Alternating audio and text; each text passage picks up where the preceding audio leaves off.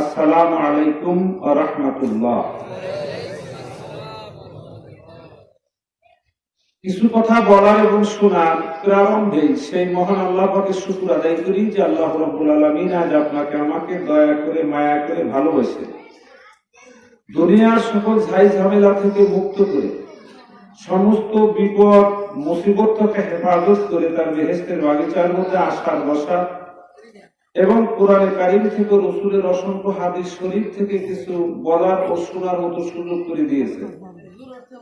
এই জন্য আমরা সকলে সেই মহান আল্লাহর শুকর আদায় করি, আবেগ ভরা কণ্ঠে একটু জোরে বলি আলহামদুলিল্লাহ। প্রশংসা করলাম কার?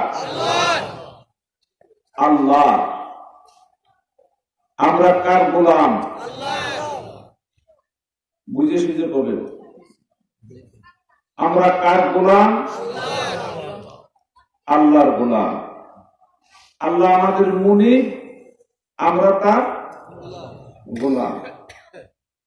এই গোলাম শব্দটা যে কত শ্রেয়, কত উত্তম, কত আদরের, এটা যদি মানুষ জানতো, অনেক অনেক কথায় গোলাম শব্দটা আসতে পারা মানুষ বেজার হয়, হয় না? হয় না?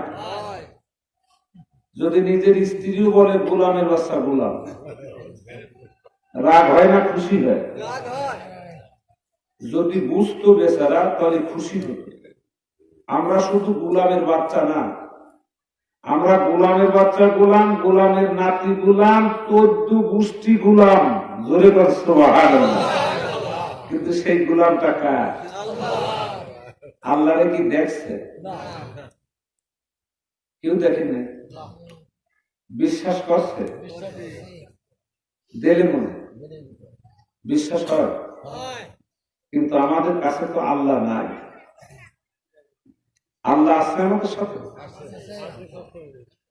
আমরা যখন ওয়াজ মাহফিলে বসি তখন দিনদার হয়ে যাই, ওয়াজ মাহফিল থেকে যখন বেরিয়ে যাই তখন আর আল্লাহ আমাদের কাছে থাকে না। এই যে আসতেছে সময়, আল্লাহ কতদূর কার কাছে আসতেছে সময়, বুঝেন কিছু? দেখা যাবে না আল্লাহ কোথায় আছে। রিজিকের মালিকটাকে আমি আপনাদের সামনে কথা বলবো। গত বছর ফাঁকি দিয়ে চলে গেছিলাম, এবার আর ফাঁকি দেওয়ার পারিনি। এখন কথা হলো যে আমরা গোলামটা কার? আল্লাহর গোলাম। কিন্তু রিজিকের মালিকটাকে, হায়াতের মালিক, মৌতের মালিক আসলে কর না তালে তালে কর? আমি একটু কথা বলে যাই বুঝনের জন্য, যাতে পরবর্তী আমার কথাটা আপনারা বুঝতে পারেন। একটা লোক মুখ থেতলে গেছে, জিজ্ঞেস করছে কি ভাই তোমার মুখের থেতলা কে? আরে জানিস না তো, ওই যে রাস্তার উপরে একটা ছেলে বাসের তলে গেছে ভিড়ে, আমি তারে বাঁচাবার যাইয়া আমি পড়িয়ে থেতলাই গেছি। কি করবার যাইয়া? বাড়ি বাঁচানালার বিটা বাঁচানালা। যেখানে বাঁচানোর মালিকটাকে, এখন হলো কিনা? এই তো আমাদের ঈমান। দেখছেন কোনো মাধ্যম লাগে না। আমার আল্লাহ যদি থাকে মাধ্যম লাগে? আসেন, যেটা আমি বলবো না তবু এসে গেল। হযরত ইব্রাহিম আলাইহিস সালামকে যখন আগুনের কুয়ার মধ্যে ফেলে দিছিল না?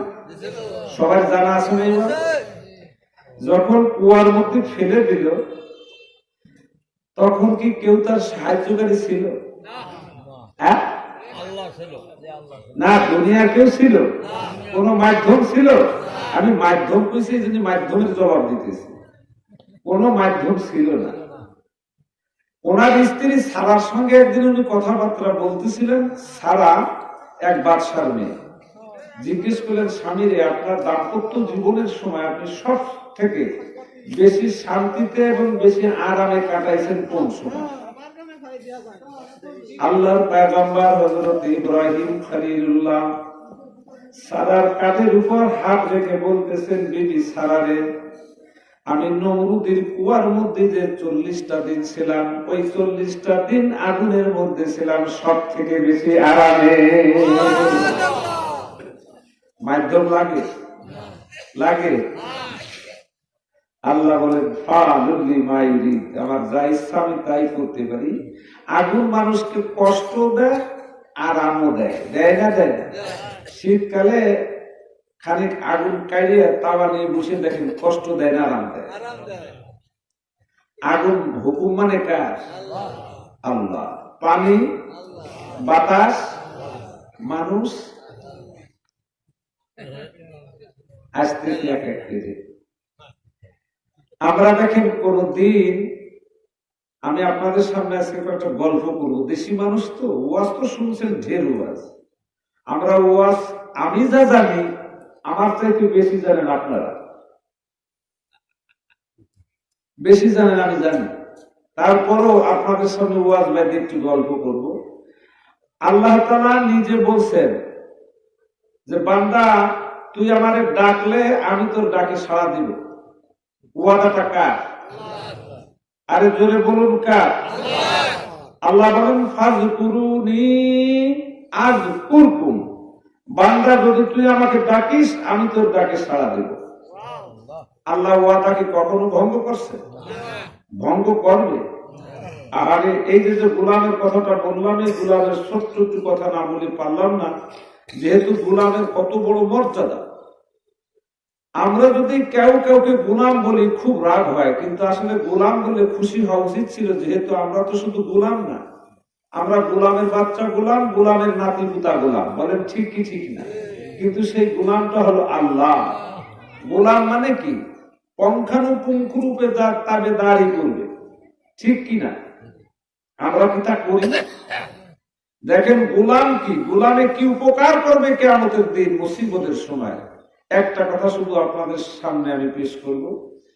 এই যে আপনার নাম শুনছেন হযরত উমর রাদিয়াল্লাহু তাআলা আনহু, ওনার ছেলের নাম ছিল আব্দুল্লাহ, বড় ছেলে। এই আব্দুল্লাহ ইরাকের ময়দানে উনি যে ওয়াজ করতেছে, কি করতেছিল?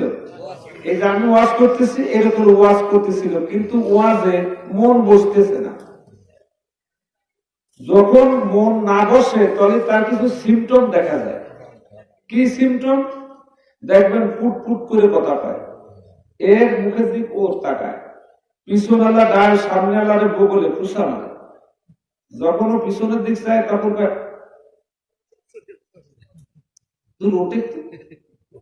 কি বলেন ঠিক কি ঠিক? বক্তা যদি কয় সুবহানাল্লাহ কয়, কবা চায়, যদিও কয় সামনের কয় সুবহানাল্লাহ। যদি পছন্দ না হয়, এই কিছু সিমটমে বোঝা যায় কিনা? এখন আব্দুল্লাহ ওয়াজ করতেছে, কেউ সারা শব্দ দেয় না। ও রাগ হয়ে গেছে, যেহেতু খলিফার ছেলে, তো সারা পৃথিবীর অর্ধেকই খলিফা, তার ছেলে আব্দুল্লাহ ওয়াজ করতেছে, শুনবি রে? রাগের জ্বালায় বলতেছে, এই লোক সকল, আমি কে কথা বলতেছি, তোমরা কে আমাকে চিনো? আমি খলিফাতুল মুসলিমিন, আমিরুল মুমিনিন হযরত উমর রাদিয়াল্লাহু তাআলা আনহুর বড় ছেলে আব্দুল্লাহ। তার মানে এই কথার মধ্যে একটু অহংকার পাওয়া যায় কিনা? যায়।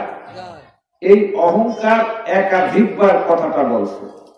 ওই সবার মধ্যে বসা ছিল সিংহের বাচ্চা, বাঘের বাচ্চা, বাঘ হযরত হুসাইন রাদিয়াল্লাহু তাআলা আনহু। অমনি দাঁড়ায় গেছে। কষ্ট হয় আপনাদের? অমনি দাঁড়ায় বসছে, দাঁড়ায় বলতেছে, হে আব্দুল্লাহ, অত লম্বা চড়া কথা বলতে হবে না, আমি তোমাকে ভালো করে চিনি। সুবহানাল্লাহ। কেমন করে চিনি? কেমন করে? আমি তোমাকে ভালো করে চিনি, তুমি কে, কার কিনা, তুমি কোথাকার কে, ভালো করে চিনি। অত গর্ব ভরে কথা বলতে হবে না।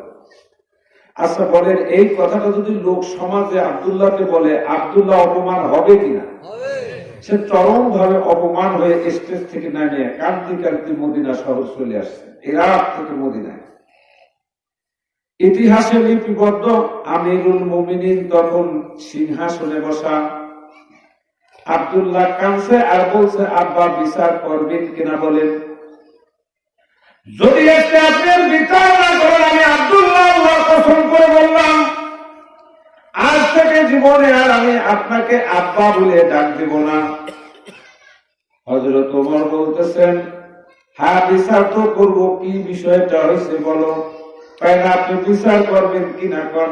কি কথাটা হয়েছে আগে বলো, তারপর বলছি। আমি ইরাকের ময়দানে বক্তৃতা দিচ্ছিলাম, আমার কথায় মানুষ অ্যাটেনশন হচ্ছিল না।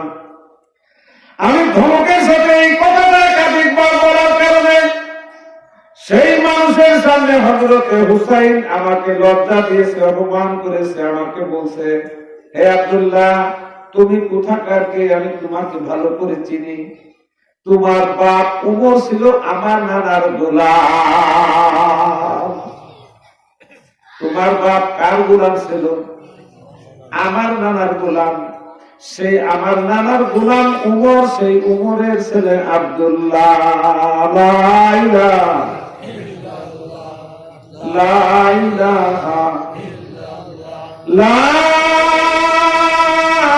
ইলাহা ইল্লাল্লাহু মুহাম্মাদুর রাসূলুল্লাহ। গোলামের ছেলের এত চটকা। হুসাইনের কথাটা হলো এই। হযরত ওমর সঙ্গে সঙ্গে আব্দুল্লাহর মাথার উপর হাত দিয়ে সিংহাসন থেকে দাঁড়িয়ে গেলেন, বললেন, বাবা আব্দুল্লাহ, আল্লাহর কসম করে বললাম, এর বিচার না করা পর্যন্ত সিংহাসনে বসবো না। সেই সময় হযরত ওমর হলো সারা পৃথিবীর অর্ধেকের খলিফা। সে যদি এই কসম করে, আর উপায় আছে? আমার কথাগুলো বোঝা যায়? আর উপায় আছে? বাস ঢোল শহরত করে দিলে ইরাকের ময়দানে, সারা আমিরাতে ইরাকের ময়দানে জুম্মার দিন শুক্রবারে নামাজের বাদ এর বিচার হবে। সেই ময়দানে ফাঁকা মরুভূমির মধ্যে স্টেজ তৈরি করলো। এই যে এটা স্টেজ না, এইরকম একটা স্টেজ তৈরি করলো হযরত ওমর লোকজন দিয়ে। এখন লোকে চিন্তা ভাবনা করতেছে, সর্বনাশ হয়ে গেছে। পক্ষ তো দুইটা। পক্ষ কয়টা? একটা হলো হযরত হুসাইন অর্থাৎ আলী, আর একটা হলো আব্দুল্লাহ অর্থাৎ হযরত ওমর। কারো থেকে কেউ কম? এই তো বোধহয় রাসূলুল্লাহ শেষ জামানার কথা বলে গেছে, বিশ্বযুদ্ধ। এই যে বোধহয় বিশ্বযুদ্ধ শুরু হয়ে গেছে, আর বাঁচাও যাবে না, খাওয়াও যাবে না। পক্ষ আমাদের একটা নিতেই হবে, বলে ঠিক কি ঠিক না? হয় কেউ ওমরের পক্ষ নেবে, নয় কেউ আলীর পক্ষ নেবে। তো উপায় নাই তো। তার যার যা খাবার আছে, যার যা দেখবার, যার যা শুনবার শুনে চল, যাওয়া তো লাগবে নেই, পক্ষ তো নিতেই হবে। তাহলে আগের থেকে আমরা রওনা দেই, ইরাকের ময়দানে যাই।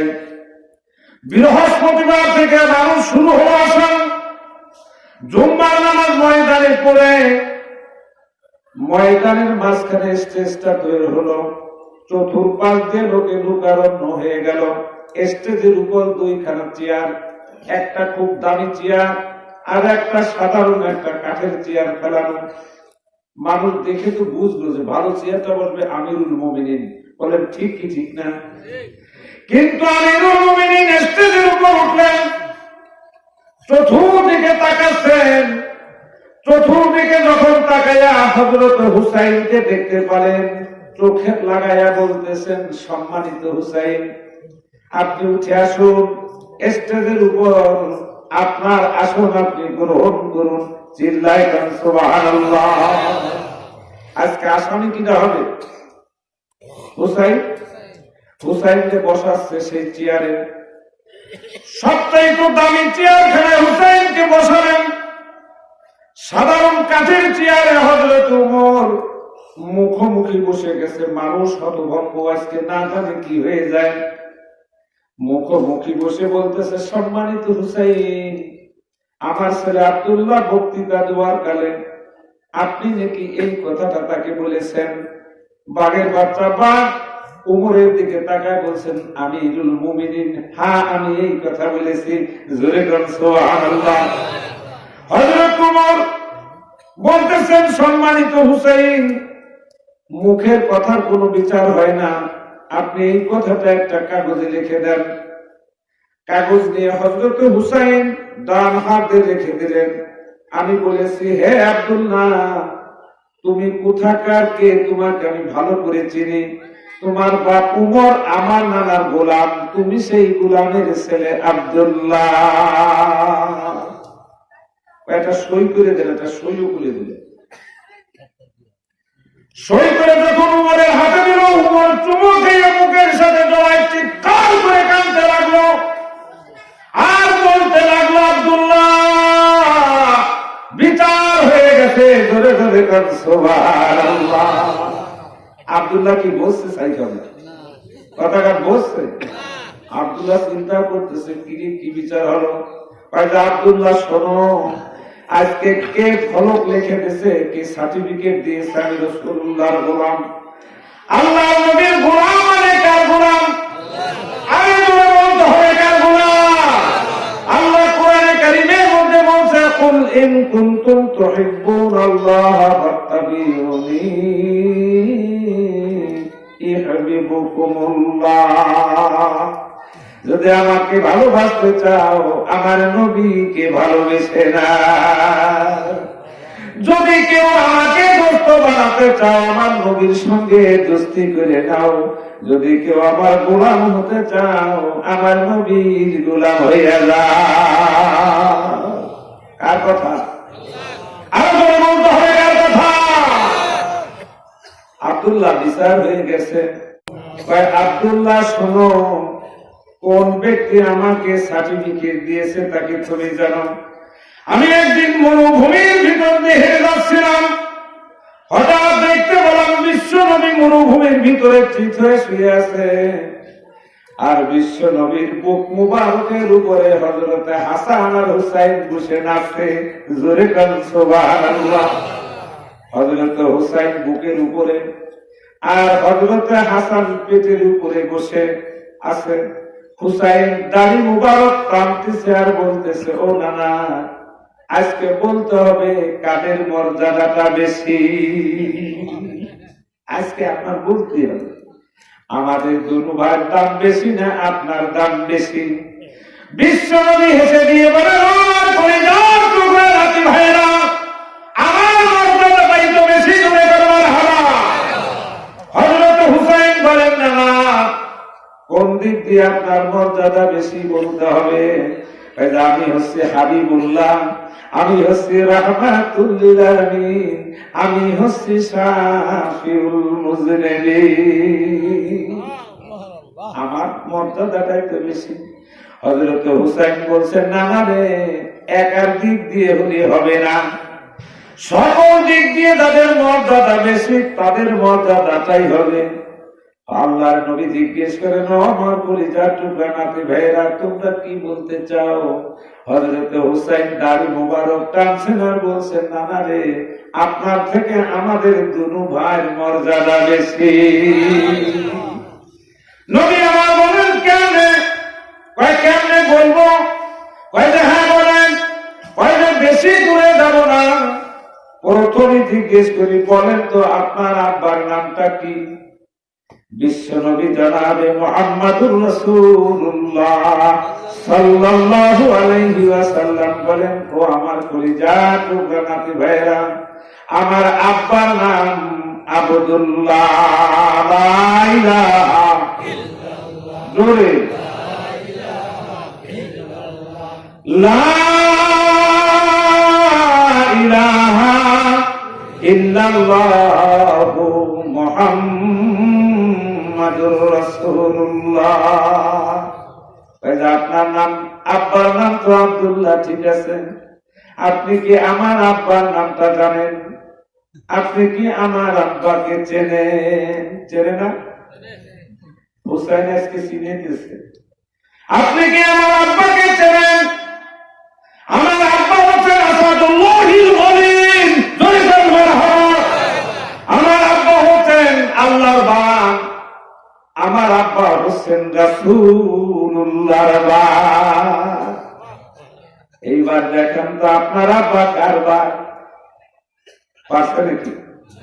আমার আব্বা সম্পর্কে আপনি বলেছেন আনা মাদিনাতুল ইলমি ওয়া আলিয়ুন বাবুহা। বলেন সুবহানাল্লাহ। এমন একজন আব্বা কি আপনি পেয়েছেন, বিশ্বনবী অবাক হয়ে গেলেন, এতটুকু সন্তানেরা এরা এমন বড় কথা কেমনে বলল? নবী আমার অবাক হয়ে হুসাইনের মুখের দিকে তাকায় আছে, জোরে জোরে কান সুবহানাল্লাহ। আরে নবীজি আর কথা বলে না। হুসাইন রাদিয়াল্লাহু তাআলা আনহু আবার দাড়ি মুবারক টান দিয়ে বলছেন, না না আর বলবো না। আরো বলবা? ঠিক আছে বলো। এইবার বলেন তো আপনার মার নামটা কি? নবীর মার নাম জিজ্ঞেস করছেন। মার কথা শোনার সাথে সাথে আমার নবী বিশ্ব নবীর দুই চোখের কণা দিয়ে পানি পড়তে লাগলো।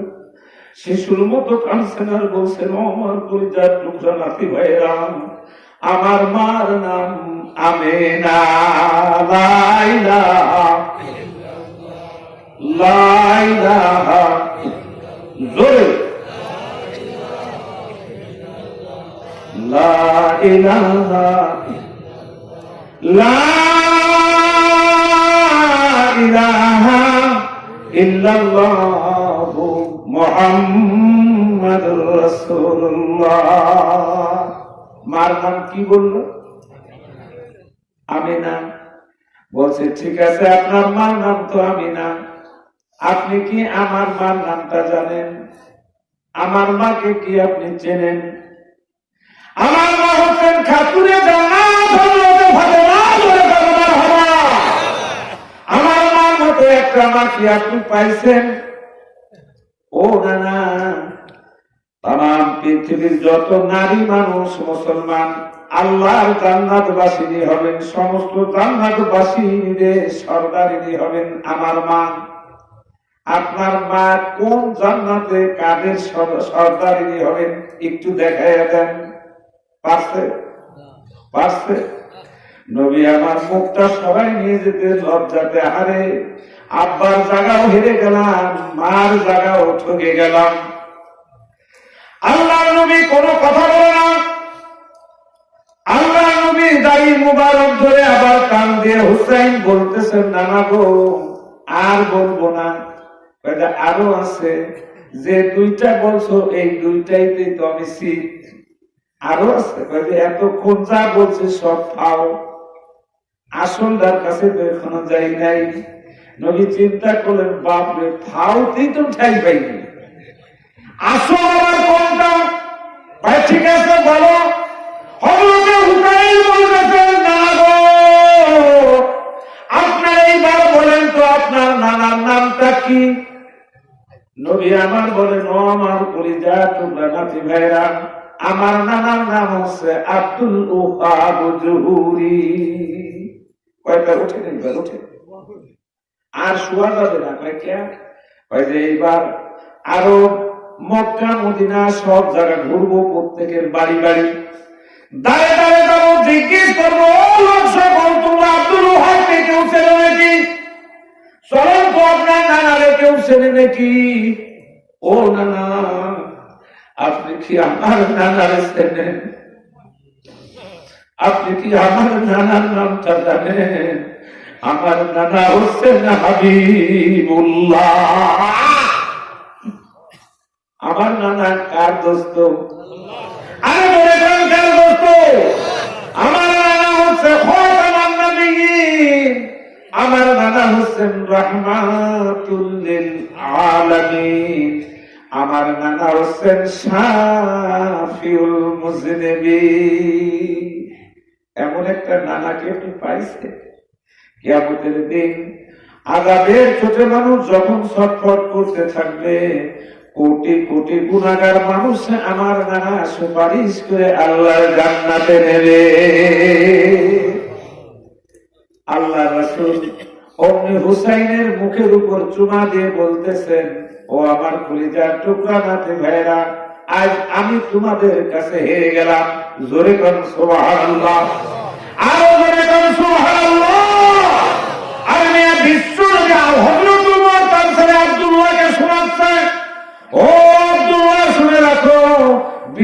নবী যাদের কাছে হেরে গেছে, সেই বেহেশতের সর্দার, সমস্ত বেহেশতীদের সর্দার হযরত হুসাইন নিজে হাতে লিখে দিয়েছে, আমি বিশ্ব নবীর গোলাম।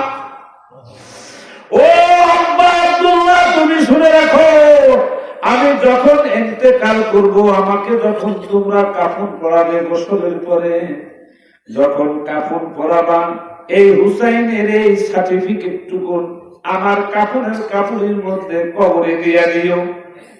যখন মুনকির নাকির আমাকে জিজ্ঞেস করবে মার রাব্বুক, আমি বলবো যে আমি কিছুই বলতে বলবো না, আমি কে, কার কিনা, বেহেশতের সর্দার হযরত হুসাইন একটা সার্টিফিকেট দিয়ে দিয়েছে, দেখো এই সার্টিফিকেটের বরকতে তোমার পিতা হযরতে উমর কবর আজাব মাফ পেয়ে যাবে।